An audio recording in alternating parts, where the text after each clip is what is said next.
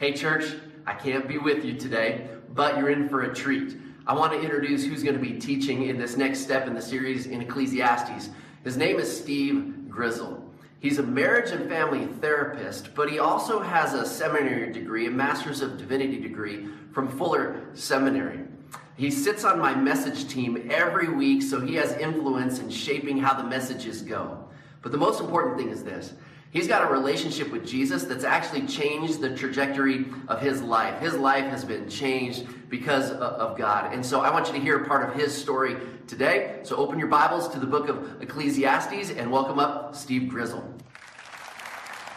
Thank you and good morning. Thank you, Scott, for that very kind introduction. And it's great to be here with you today, and it's great to be here on Father's Day.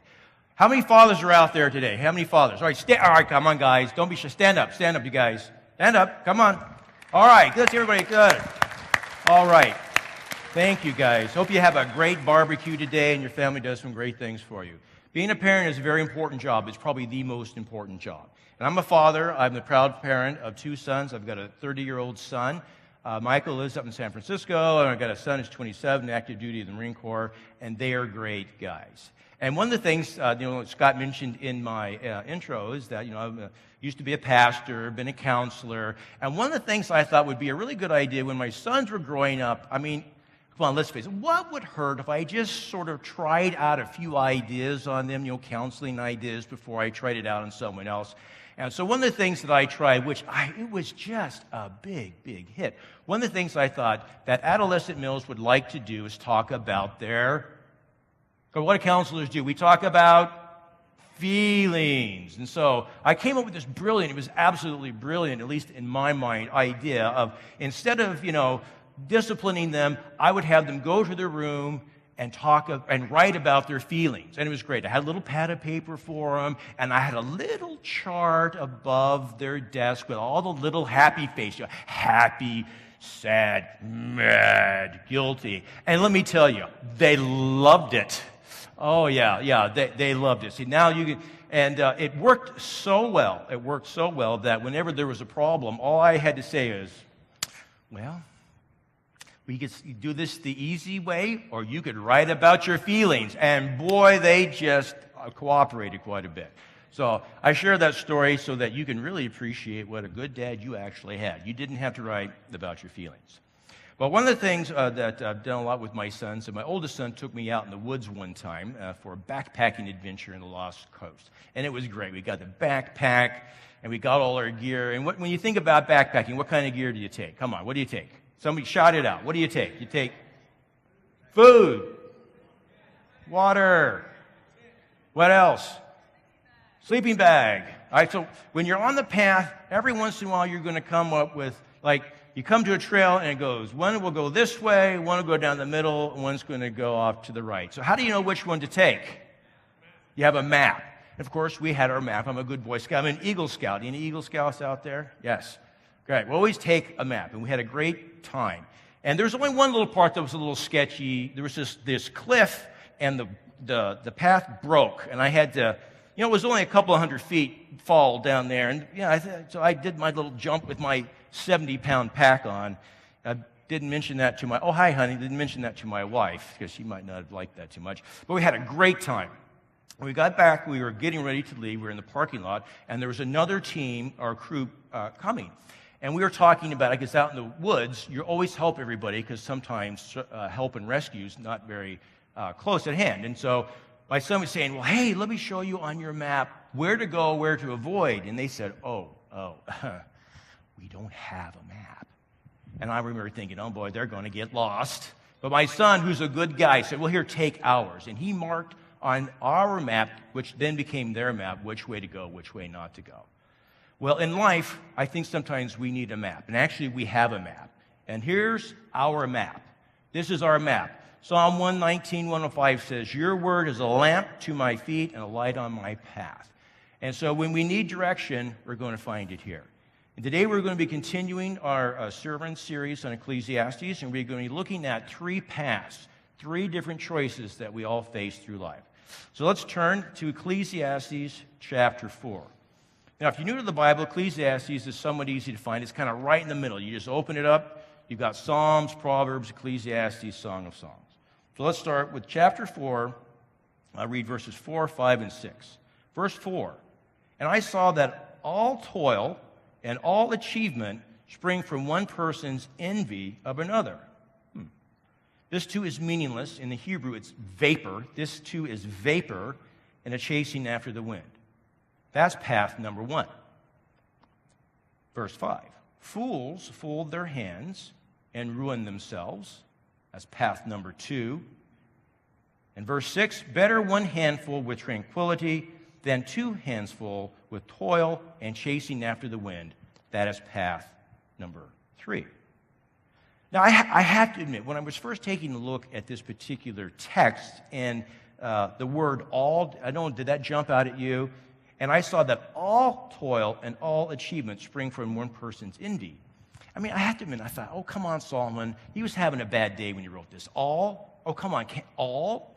And at first I kind of minimized it a little bit because there's a thing, a course I took a long, long time ago back in the 80s called Rational Christian Thinking. Anyone ever heard of it? Nobody? Well, it was, yes, woohoo, yeah, it was a, yes, good job. You're my new favorite friend, yes, Rational Christian Thinking. And at Rational Christian Thinking, well, it's rational, it's Christian, and we work on thinking. You got the joke. Okay. So part of rational Christian thinking is we look at helpful ways of thinking and unhelpful ways. And one way is called all or nothing thinking. So I started going, oh, poor Solomon, bless his heart. He just didn't have the advantage that we have now. He's doing all or nothing thinking. But you know, there's a problem with that. You know what that problem is? Well, it's called the dysfunctional method of Bible marking. Have you heard of this? The dysfunctional method of Bible marking is you have a highlighter in one hand and a Sharpie in the next. You highlight what you like and you cross out what you don't. So I said, well, maybe Solomon actually means all. So I started taking a deeper look at myself. And I found that actually envy, the green-eyed monster, and I don't mean the Incredible Hulk, has actually been a part of my life for a very, very long time.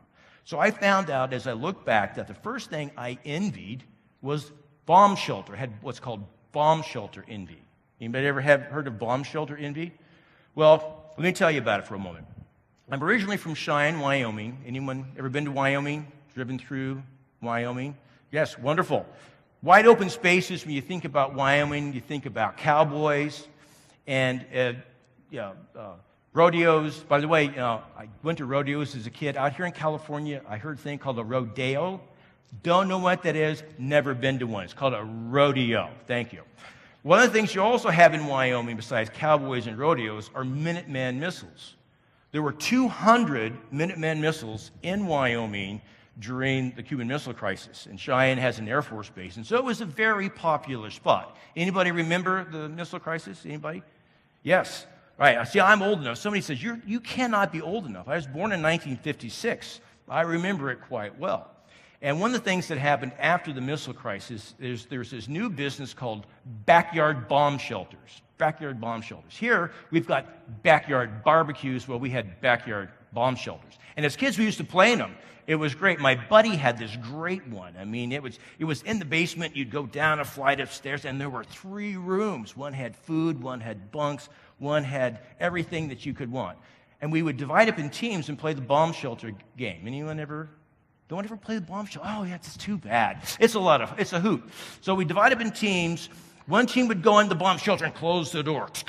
And the rest of us would go bang on the door. Let us in, please. Let us in. We're sorry there's not enough food to go around. And then we make noise and things, and we turn into radiation monsters. And then they would have to eventually come out, and we would try to tag them. It was a lot of fun. Everybody should have done that. Anyway, bomb shelter basement, in his basement. I just used to envy it because he had the best one around. And so the first thing we can really envy is other people's possessions. If you look on your notes there, bomb shelter envy really is the envy of possessions. Maybe it's a bomb shelter. Maybe it's a car. Maybe it's a house. Maybe it's a bank account. It could be anything. And the next thing is I looked back into my life, I found that I had baseball envy. I got some baseball envy this year. My team's kind of struggling. I'm very loyal, but they're doing as best as they can. But when I was a kid, I wanted to be a baseball player. Oh, I loved baseball. And when I tried out for the team, I could hardly wait. But the problem was when you came to try to hit the ball, the bat they gave me had a bad chip in it. Because the bat didn't want to be a bat. It wanted to be a lightsaber, because it went like that. And it's like, it would be great if I was fighting Darth Vader, but it wasn't good enough for the team. And so I didn't make the team, but my brother did. So I got to go all the games. And of course, hang on the fence. Have you ever done this? You hang on the fence, And I was, hey, batter. Hey, batter. Hey, batter, swing, Which, of course, I didn't know it at the time, but in doing that, I broke the fundamental rule of baseball. What is the fundamental rule of baseball? No crying in baseball. And I said, I'll forget that. Then I moved on to IQ envy, because I had an older brother who was on the baseball team, who was like Sheldon. Anybody watch The Big Bang Theory? Yeah, he was just like Sheldon. He had an IQ of 140. And he took this fancy test called Stanford Binet. You ever heard anybody know? Yeah, like that's a real name, right? And he got a 140, which I thought, he had to have been lying. You can't get better than 100, right? On your test, 100% perfect. So I took this thing, and I didn't do all that well. My parents, I didn't even know what it was, because my mother would just say, oh, God bless his heart. God bless his heart. She's from Mississippi, and my oldest brother, who knew what that meant, explained it to me. God bless his heart. And so I just thought, oh, boy, if I could only be smart. Then I thought, well, next thing I'll do is I'll be an astronaut, because I watched John Glenn on TV, and being an astronaut looked pretty easy. You put on a fancy suit, you carry this thing that looks like a vacuum cleaner that's connected here, and you do this, right? You just wave, you get on the spaceship, you fly around, and when you land, what do? They wave. I said, that would be pretty easy. So my plan was to go to the Air Force Academy and become a test pilot, but I had this very serious skiing accident and blew out my knees and failed physical. And so then I just, oh gosh, I'd be happy if I could only be an astronaut. And then I thought, who needs talents? Who needs skills? Who needs ability? Who needs talent? I'll be a mountain man. My last name is Grizzle, grizzly bear. The only thing you need to be a mountain man is a mountain. We had them plenty in Wyoming. A flannel shirt, had plenty of those, and a beard. Yeah, beard. So I started growing a beard about 6 months ago. How's it doing? What do you think? Should I give it a few more months? What do you think? A couple more months before I cut, before I shave? Yeah. So that didn't work. So beard envy. You can envy a person's appearance. 5'7.5". Come on, Lord, couldn't you just get me up there to 6 foot? And then finally, I found this. I had family of origin envy. Family of origin envy. What's that? Well, Scott mentioned I went to seminary. I went to seminary at Fuller Seminary and took a class on pastoral counseling. I thought, well, this is an easy A. Pastoral counseling, a person comes in, you go, keep going. Yeah, oh, yeah, more. Oh, yeah. And then when it comes to giving advice, you simply say, stop it. Don't do it. All right, that'll be $5. I don't take change. I'll make change. But I found in doing history that my family was really pretty dysfunctional. I just didn't know it. My parents were born in the 20s, and they're definitely from the greatest generation. My father was a Navy corpsman during World War II. My mother was Rosie the Riveter. She made B-24s. But they were both horribly, horribly traumatized as children. And of that generation, they really didn't do much about it. And so what happened was that they did what a lot of people of that generation did, is they just didn't deal with it, and they drank and they fought. And I just thought that was normal. And I had a brother who was in the Navy, and he said, a submariner, he told me once, the best training for being on a submarine under the water was growing up in our family, because it was 90% boredom with 10% terror. And when I found out that I grew up in this dysfunctional family, I was envious of those who didn't. So what I found out is that Solomon was right. Envy in a lot of different ways was a part of my life, and envy may be a part of our lives. We just might not think about it. The thing about envy is the belief, the unconscious belief, that I'll be happy if I have what you have. I'll be happy if I have what you have. Now, before we go on, I want to point out one thing, is envy is not ambition. If you look at your notes point to, envy is not ambition. Ambition is simply desire, determination to achieve success, and that's fine. Scott did a great sermon series back in January about setting goals and working towards those goals, and that's perfectly fine. That's very healthy. In fact, it's biblical. In 1 Timothy 5, Paul talks about it's important to take care of your family. At one point in the early church, some families were not taking care of the widows, and Paul says you need to take care of your family. It's okay to improve your family condition. I remember the first house that Deb and I bought. It was a small house. It was a good house. We got into it. And the neighborhood we bought it in, it changed over the years. When we first got there were a lot of young families, but they tended to move away. And one day I came home, talked to Michael, who was 6. I said, "Hey, Mike, what'd you do today?" "I talked to the po-po," which is police. I go, "Police, what happened?" And apparently, there was a stabbing a couple of doors down. And I said, "Well, it's time to move. It's time to move," because it's okay to take care of your family. The difference between this is that it's the part about envy is I'm trying to be better than. It's okay to take better care of your family. And if your family is just me, myself, and I, if it's just you, then you can do that. You can take care of your family. That's okay. Point 3 on your notes, envy really is about entitlement. It's my sense that I have a right to have my expectations fulfilled. There's an example of this in Genesis 31, where it says Rachel, who had a sister named Leah, and Leah, they had the same husband, Jacob, and Leah had 7 children. Rachel didn't have any. And it says, Rachel saw that she was not bearing Jacob any children. She became jealous of her sister, and she said to Jacob, "Give me children, or I will die." And Jacob, being a really nice guy, do you know what his response was to her? You remember in the story? He said, "Don't blame me, blame God." Just makes your heart warm, doesn't it? Just brings a little tear to your eye, how kind that was. You need to take a class on communication. So envy is when you take a desire and you make it a demand. Desires are okay. Demands can lead to dysfunctional acts, if not violence. We see that example with Joseph's brothers. They were envious and jealous of their brother because he was special, and they had an opportunity to harm him, and they did. It says in Genesis chapter 30:11, "Here comes that dreamer. Come now, let us kill him and throw him into one of these cisterns and say that a ferocious animal devoured him. Then we'll see what comes of his dreams." So envy turned into entitlement can lead to justification of just about anything. And point 4, the real problem with envy, the bottom line is envy will prevent us from enjoying what we do have. Because if I'm thinking about what you have, I'm telling myself that I am entitled to have what you have, then the good that I have, I won't even see it. It will be invisible to me. So that path of envy really robs a person of enjoyment of the good things in their life. So that's path number 1. Now, path number 2 is the path of apathy. Verse 5, it says, "Fools fold their hands and ruin themselves." Now, literally what it says is fools fold their hands and consume their own flesh. Sounds kind of creepy, kind of like a zombie movie, right? So what are they talking about there? Well, let's try a little experiment. All right. So everybody clasp your hands, right? Everybody clasp your hands. Come on, don't maybe come out there. Clasp your hands. All right. All right, now try and pick something up. Right? You can pick something up, but it's not so easy. So if you clasp your hands or fold your arms, you can't really do anything. And that's not the solution.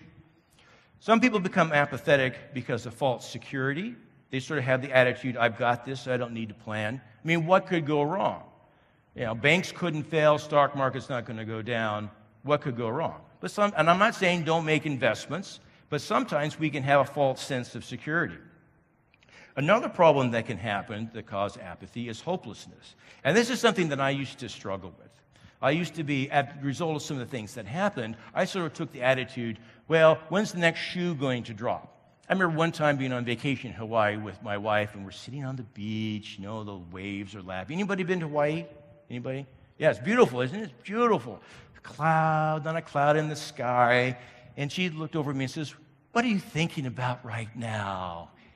Okay? And I said, "Boy, if there was a tsunami right now, we'd be wiped out."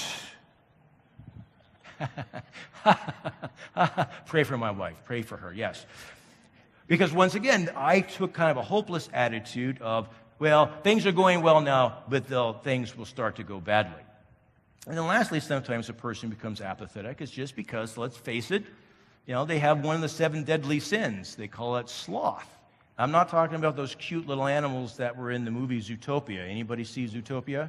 That's my favorite scene. Because they talk like this. Ha, ha, ha.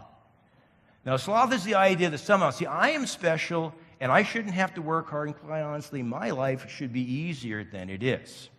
And so that results in apathy. And the passage here says, if you fold your hands and don't do anything, ultimately that will result in ruin. The little one we used to learn in Sunday school is Proverbs 16:10, a little sleep, a little slumber, a little folding of the hands to rest, and poverty will come upon you like a thief, and scarcity like an armed man. So let's take a look at the third path in verse 6. Better one handful with tranquility than 2 handsful with toils and chasing after the wind. Now, at first, we would look at it first. What he's saying is better is 1 than 2. Now, I don't know about you, but we kind of live in a culture where we go with mo better. How can 1 be better than 2? Well, the key to that really has to do with it's better to have 1 with tranquility, which literally means absence of distress. It means absence of distress. So it's better to have 1 with absence of distress than more with toil and the chasing after the wind. Now, in your notes, you'll notice it says, third path, appreciation. Learning appreciation can rewire your brain. Now, if you're following along, you'll be thinking, rewire your brain? Where'd he get that? Oh, I'm glad you asked. Let me tell you. About a year ago, I took a 6-day training. This just tells you how my brain works. I turned 60, and my wife goes, "What would you like for your birthday?" And I go, oh boy, 60. That's a big one. 60. What do I want? I go, I've always wanted to do a conference in neuroscience. Okay. All right, so who would do that for their 60th birthday? Go to a 6-day conference, and anybody? Okay, all right, we're friends. Anybody else? Okay, yes. There was 1 person in first service, and now I have 3. I got 4 new friends. Okay. So I did this 6-day conference on neuroscience, and the first couple of days I mostly went, flashes all the different kinds of brains and things like that. But about halfway through, the presenter, who's a neuropsychologist by the name of Rick Hansen, he's a local guy up in Marin, he said something, and my mind just went, Pow. Now let me read it. I'm going to read it and tell you why my mind went, Pow. All right. Here's what he says. As your brain changes, your mind changes. All right? So my brain creates my mind. As my brain changes, the mind changes. As your mind changes, your brain changes. All right? So my brain creates my mind can change my brain. See, back in the old day, when I was growing up, they said by the time you were 5 or 6, the brain you have is the brain you've got. That's not anymore. The brain is always changing. It's always changing. So the brain creates the mind. The mind can actually change the neural structure, how the neurons in the brain connect. All right? So this means that what you pay attention to, what you think, what you feel, what you want, and how you work with your reactions will sculpt your brain. How you use your mind will change your brain for the better, or it will change your brain for the worse. And when I heard that, the 2 neurons that are left in my mind went, God, I go, that's in the Bible. It is. What he said that neuroscience is proving is in the Bible. Yeah, that's the book for me. It's in here. And it's right in Philippians 4, 8, and 9. Let's read it.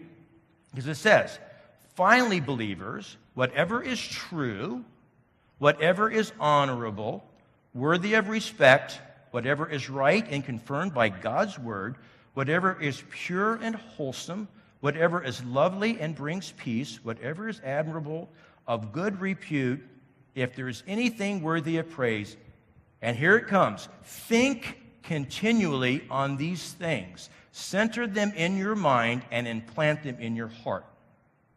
This is the Amplified Bible. I like it because it draws out the deeper meaning. Because that's exactly what he was saying. He was saying, think continually on these things, center your mind on them, and implant them in your heart. Verse 9, it says, the things which you have learned and received and heard in me, practice these things in daily life, and the God who's the source of peace and well-being will be with you. So I go up to the guy, and I go, oh, hi, because I'm kind of like this. Everybody knows me. I'm kind of, oh, hi. I meet you, and we're best friends automatically. I went up there, and we're best friends, and I go, did you know that what you just said is in the Bible? He goes, really? I go, yes. And so I shared this verse. He goes, yes, it is, because it's right there. It makes sense. God created the brain. My Bible says that anyway. So if he understands that he created the brain, he would understand how it works, and when he makes a suggestion, it's probably a good idea for us to follow it. And so I came back from that conference, and I said, well, how do I take that idea? How do I take the truth of Philippians 4:8-9 and make it practical in my life day to day? And so I came up with this little acronym. I like them. Some people don't, but it helps me learn. I put that in your notes, and we're going to look at that, an acronym. Because what we focus on will change my brain. So the first point is look for good facts and the truth. Because here it says, better is one with tranquility. So look for those things in my life that are better. Literally, the word better in the Hebrew is good. It's the same Hebrew word that is used in Genesis chapter 4, verse 1, where it says, God created light, he saw the light, and he said, it is good. So we need to look for the good things in our life and for the truth.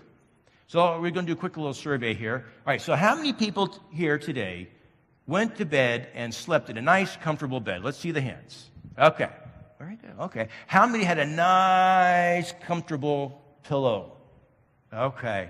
All right. Well done. Now this question is important for the person sitting on either side of you. How many took a shower this morning? Raise the hands. Look around. Okay. Very well. And last question. How many had warm water? How many had warm water? Well done. How about that? That's amazing. Okay, just like first service. Now, there is one more question. Last question is, how many of us this morning, when we came here, stopped and said, Dear Lord, thank you for my comfortable bed. Thank you for warm water. See, I did, but I'm preaching the sermon, so, I'm cheating. See, what happens is, we tend to miss these good things. These are good things. There are people who do not have water. They do not have clean water. They don't have water that's clean. They don't have beds. There are people I know out there that, they slept under bridges last night.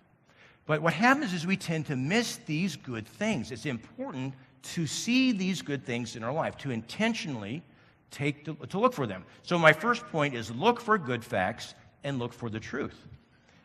The E is embrace them.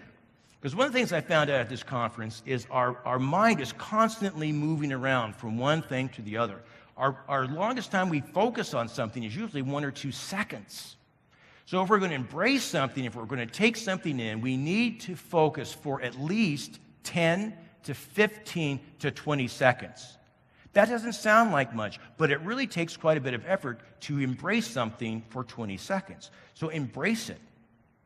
The next part, point 3, is accept the good facts and the truth. Now, I don't know about you guys, but I've got a thing in my mind that says, yeah, but. Anybody else got a yeah, but? So I'll be thinking about something good, and they'll be, yeah, but this, yeah, but that. So acceptance is, I say, talk to the hand, Mr. Yeah, but, sort of get thee behind me. I have got to focus on what's good and what's true. The next part is remember. Because we all have a very good forgetter, at least I do. And the reference I put on there for you to take a look at is in Deuteronomy. And Deuteronomy is a series of sermons that Moses preached to people who grew up in the desert. They were not slaves in Egypt. Their parents they didn't know slavery. They didn't know hunger, but they're getting ready to go in and in the thing called a conquest and take over a country and establish a kingdom. And the biggest problem that they faced is they often forgot God. They forgot the good things. And so it's very important for us to remember. And then the last one, and is never quit. All right. Now, I know I threw out a lot at you there, so let me give you a couple practical examples of how to do this. So the first one I already gave is look for those good things. All right. One other good thing. Has anybody's chair collapsed during the service? All right. That's a good thing. It can be that small. So look for good things and enjoy those. The next thing is if you're feeling distressed, look for good things. A couple weeks ago down in San Diego, we went down for graduation. Had a nephew graduated.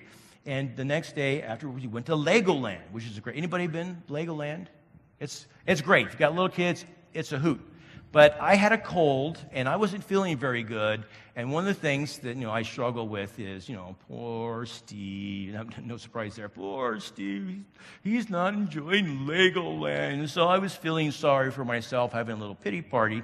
And at one point, I couldn't go on the boat ride, so I'm sitting. And I realized, the mature part of me, which there is one, said, well, okay, Stevie, look around at some of the good things. And I noticed, I'm sitting on a nice bench that wasn't collapsing. And I was under a very nice umbrella that was providing shade for me. And I could see the family enjoying themselves in the boat ride. And actually, I was able to help them because the boat ride got stuck. And I said, go down the right path, not the left. And my mood changed, though, as I shifted from focusing on what I did not have to focusing on what I did have. And I would not have been doing that if I had not gone to this training and started to create a system for myself to try to put into effect Philippians 4, 8, and 9. My mood changed. I wasn't whistling zippity-doo-dah and skipping through Legoland, but I didn't feel as bad. Now, let me give you a little tougher one. Look for the good. I mentioned I come from a dysfunctional family, and I do. And most of the memories I had with my father in particular were traumatic. And I used to hate Father's Day. Now I like Father's Day. The reason I hated Father's Day is I just had all these memories of really, very unpleasant things. But recently, since the seminar, I've been focusing on those positive experiences that I had with my father. And I'm going to share one that is very powerful. It's very interesting that this one I just started thinking about recently. And I've been married 33 years, and my wife has never heard this one. I just told her the other day. It was one time when I was playing the piano. I used to play the piano. My father, he was not a musician by trade, but he's very musical, and so he was helping me. I was sitting there, and this is not long after the Cuban Missile Crisis, and I was thinking about Jesus and the atomic bomb. Go to church and heard about Jesus, and everybody was talking about the bomb. And so I was thinking about it, and I was trying to figure out who's more powerful, Jesus or the bomb, right? And I didn't know. So I stopped and I asked my dad, and I go, Dad, who's more powerful, Jesus or the atomic bomb? And he smoked a pipe, and so he had a Sherlock Holmes pipe. He stopped, and he lit it. He puffed, and he thought. And he says, well, what do you think? I go, oh. I said, well, the Sunday school answer would be Jesus, right? But I thought, everybody sure seems to be upset about this atomic bomb thing. And even there's a Christmas carol for it. For the atomic bomb. Did you know that? Old atomic bomb, atomic bomb. That's what I thought, atomic bomb. I thought it was atomic bomb, right? So, so I said, the atomic bomb. And my father puffed on his pipe a little bit more. He says, let me ask you another question. What is more powerful? The ability to create something out of nothing or the ability to destroy? I go, ooh. I said, well, I bet the ability to create something out of nothing. He says, wait right here.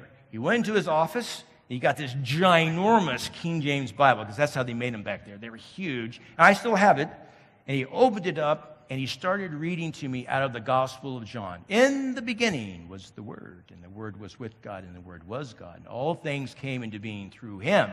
There was nothing that came into being apart from him. He goes, do you know who that is? And I go, no. He says, that is Jesus.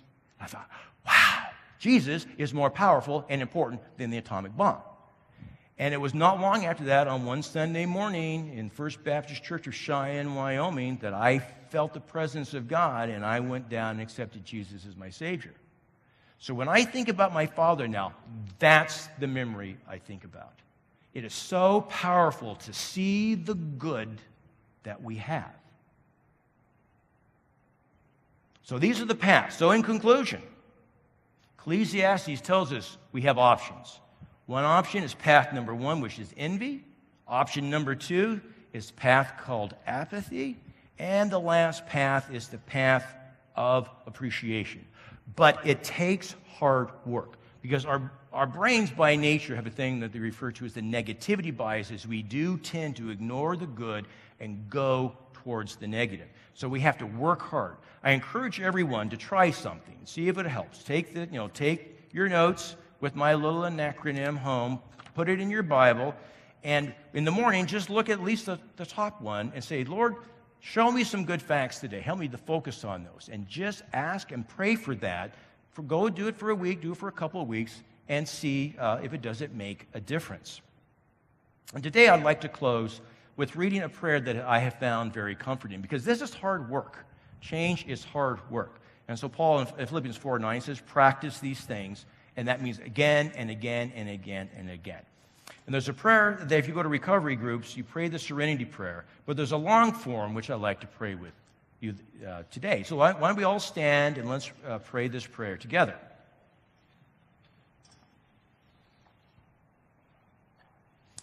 And let's pray together where it says, God, grant me the serenity to accept the things I cannot change, the courage to change the things I can, and the wisdom to know the difference.